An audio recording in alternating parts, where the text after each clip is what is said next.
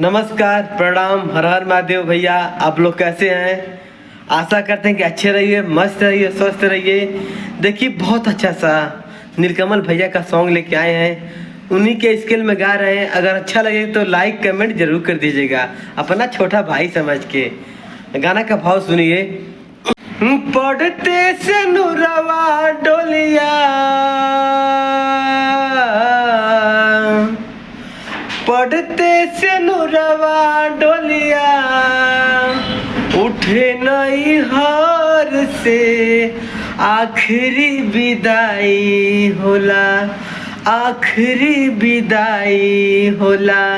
पियवे के घर से आखिरी विदाई होला, पियवे के घर से आखिरी विदाई होला।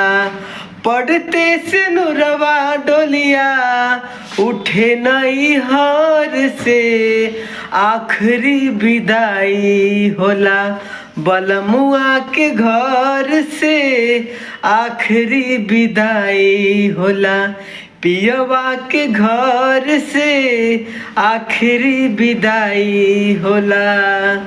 शुरू होला नया जिंदगी, शुरू होला नया जिंदगी, भले को हबर से आखिरी विदाई होला। बलमुआ के घर से आखिरी विदाई होला, बलमुआ के घर से आखिरी विदाई होला। पियवा के घर से आखिरी विदाई होला।